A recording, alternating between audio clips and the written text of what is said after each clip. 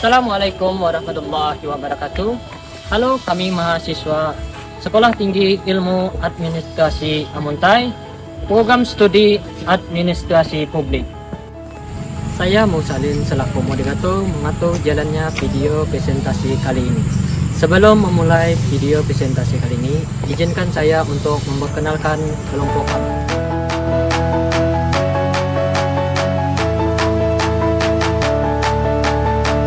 Dengan saya Musalin 2022-314, Ribhan Ajimi 2022-324, Yadi 2022-334, Hendri Rusadi 2022-297,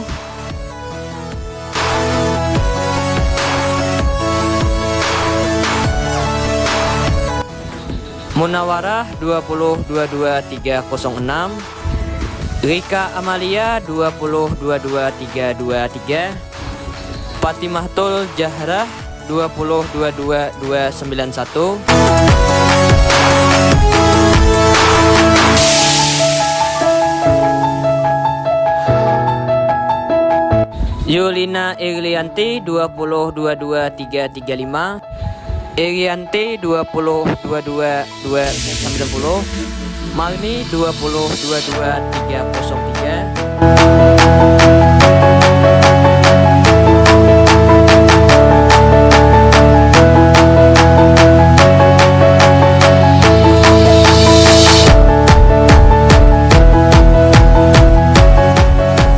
Jadi langsung saja ke video presentasi yang berjudul Pembuatan Keputusan Manajemen.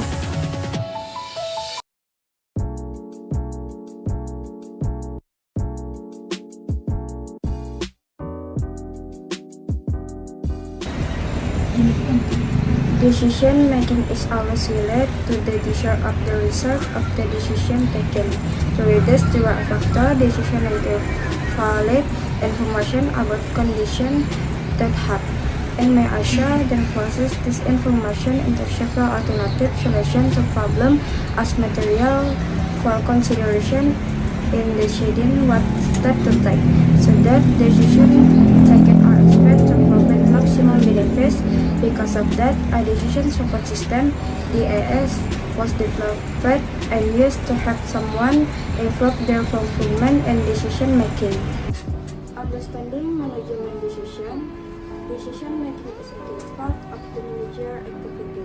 This activity plays an important role, especially when the manager performs the following function. Very important among some decision that manager can make. Decision making describes the process through which a series of activities is selected as a solution to a particular problem. Hanako 2029 say that decision making is very important for individuals and organizations. Making decision is sometimes easy, but most of the time it is very difficult. Kegiatan yang dilakukan tersebut mencangkup seluruh proses pengambilan keputusan dari mulai identifikasi masalah sampai dengan evaluasi dari pengambilan keputusan yang melibatkan seluruh elemen-elemen dalam administrasi sebagai suatu sistem organisasi. Terdapat 3 aspek dalam pengambilan keputusan Jens dan Mann 1977, yaitu pertama, kemampuan mempertimbangkan beberapa pilihan. Individu tidak hanya memikirkan manfaat terbesar yang akan didapatkan, tetapi juga berbagai macam pertimbangan dari pilihan yang dipilih maupun yang tidak dipilih. Kedua, kemampuan yang menghadapi tantangan untuk mencapai situasi yang diinginkan. Berbagai tantangan yang kemungkinan akan dihadapi oleh individu dapat dilalui dengan baik, berkenaan dengan ketidakpastian sehingga pilihan yang telah dipilih tidak dapat diubah lagi. Ketiga, kemampuan untuk menerima risiko yang ada. Prinsip dan proses pembuatan keputusan. Pembuatan keputusan mengenal berbagai prinsip dasar, sehingga baik dalam tahapan perumusan maupun implementasinya. Pembuatan keputusan tersebut memenuhi syarat sebagai alat manajemen yang dapat memberikan panduan bagi anggota dalam bertindak dan berperilaku. Faktor-faktor pengambilan keputusan menurut Terry. Dalam blok komunitas, faktor-faktor harus diperhatikan dalam pengambilan keputusan sebagai berikut. 1. Hal-hal yang berwujud maupun tidak berwujud yang emosional maupun rasional perlu diperhitungkan pengambilan keputusan. 2. Setiap keputusan nantinya harus dapat dijadikan bahan untuk mencapai tujuan organisasi. 3. Setiap keputusan janganlah berorientasi pada kepentingan pribadi, perhatikan kepentingan orang lain. 4. Jarang sekali ada satu pilihan yang memuaskan. 5. Pengambilan keputusan merupakan tindakan mental. Dari tindakan mental ini kemudian harus diubah menjadi tindakan fisik.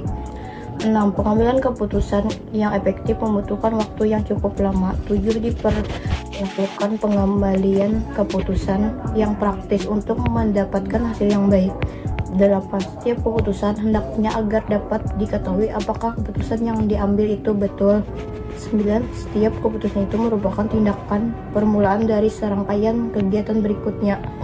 John D. Miller dalam Iman Mortogon 2009 menjelaskan faktor-faktor yang berpengaruh dalam pengambilan keputusan adalah jenis kelamin pria atau wanita, peranan pengambilan keputusan, dan keterbatasan kemampuan. Dalam pengambilan suatu keputusan, individu dipengaruhi oleh 3 faktor utama, yaitu nilai individu, kepribadian, dan kecenderungan dalam pengambilan risiko. Proses pembuatan keputusan. 1. Pemahaman dan perumusan masalah. Hal pertama yang harus dilakukan oleh manajer dalam pembuatan keputusan adalah memahami masalah yang sedang dihadapi dan peka terhadap masalah-masalah setelah masalah telah dipahami dengan baik. 2. Pengumpulan dan analisa data yang relevan. Setelah manajer menentukan dan merumuskan masalah, mereka harus mulai memutuskan langkah-langkah selanjutnya. Manajer pertama kali harus menentukan data-data apa yang dibutuhkan untuk membuat keputusan yang tepat dan kemudian mendapatkan informasi tersebut.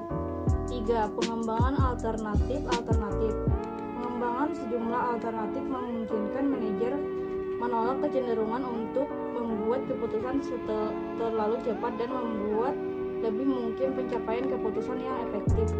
4. Evaluasi alternatif.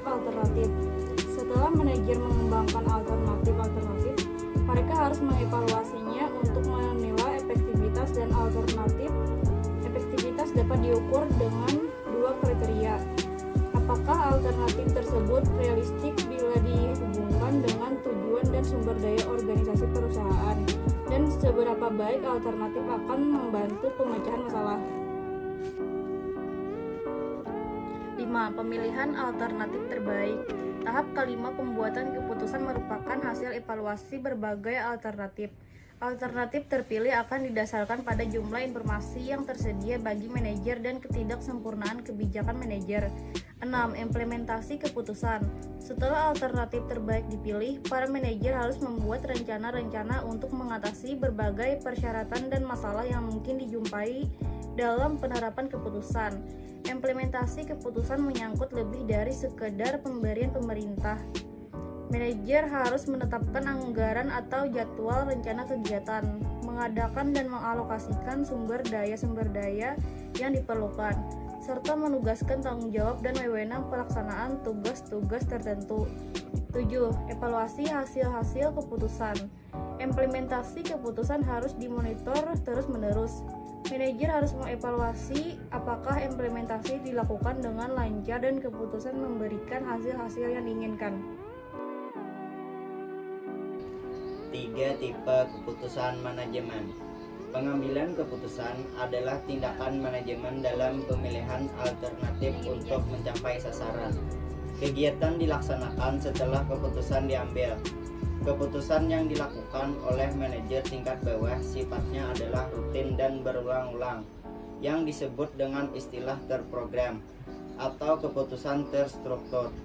Terprogram bukan berarti keputusan yang dibuat oleh komputer melalui suatu program komputer, tetapi berupa suatu kumpulan prosedur yang dilakukan berulang-ulang. Keputusan pada tingkat yang lebih tinggi sifatnya adalah lebih tidak terprogram atau terstruktur. Terdapat ada 3 tipe keputusan manajemen. Unsur-unsur pengambilan keputusan. 1.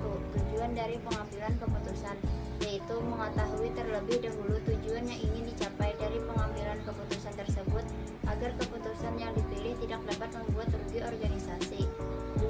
Mengidentifikasi alternatif keputusan untuk memecahkan masalah yang dipilih untuk mencapai tujuan tersebut dengan mudah, efektif, dan efisien. 3. Sarana atau alat untuk mengevaluasi hasil dari suatu pengambilan keputusan agar hasil dari keputusan yang diambil dapat dilihat hasil secara langsung. Pembuatan keputusan dalam proses manajemen. Dalam konteks organisasi dan manajemen terdapat pembuatan keputusan. Para ahli mengemukakan bahwa pembuatan keputusan adalah langkah awal suatu kegiatan. Tanpa keputusan tidak akan ada kegiatan, dan tanpa kegiatan tidak ada kehidupan dalam organisasi.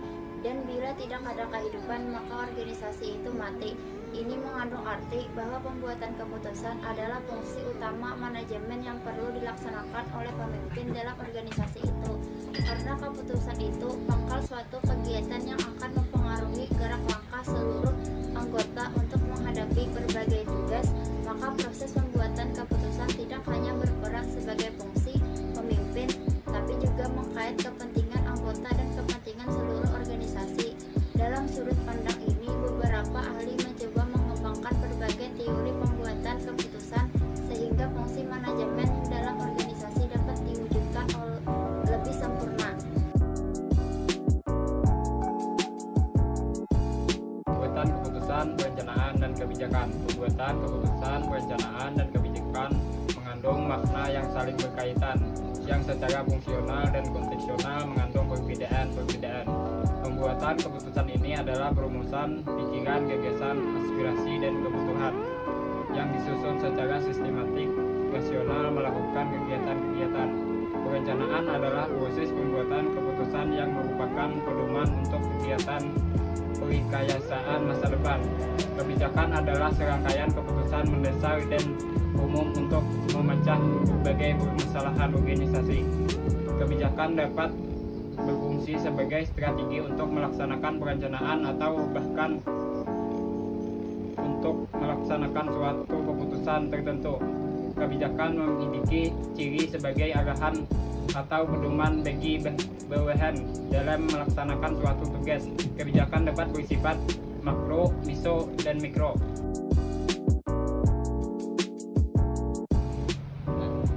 Fungsi pengambilan keputusan, pangkal permulaan dari semua aktivitas manusia yang sadar dan terarah baik secara individual maupun secara kelompok, baik secara institusional maupun secara organisasional. Suatu yang bersifat futuristik artinya bersangkut paut dengan masa yang akan datang, di mana efeknya atau pengaruhnya berlangsung cukup lama.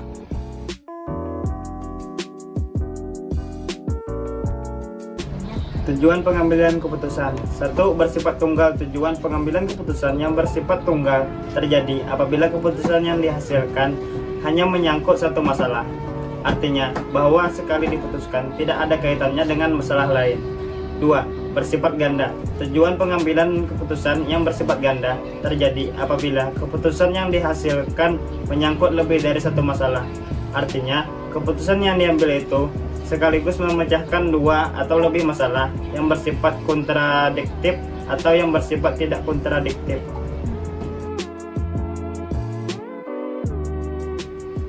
Prinsip dan proses pembuatan keputusan. Pembuatan keputusan mengenal berbagai prinsip dasar, sehingga baik dalam tahapan perumusan maupun implementasinya, pembuatan keputusan tersebut memenuhi syarat sebagai alat manajemen yang dapat memberikan panduan bagi anggota dalam bertindak dan berperilaku. Adapun prinsip-prinsip tersebut sebagai berikut. 1. Keputusan pada dasarnya ditujukan untuk memecahkan masalah. Karena itu, setiap alternatif solusi hendaknya tepat untuk masalah yang dituju. 2. Setiap keputusan hendaknya merupakan alternatif terbaik dengan risiko yang amat minim. 3. Keputusan hendaknya sudah mempertimbangkan lingkup dan risiko secara sistematik dan sistemik. 4. Keputusan hendaknya tidak berada di luar zona of eksistensi manusia. 5. Keputusan yang efektif adalah keputusan yang dapat dilaksanakan. 6. Keputusan hendaknya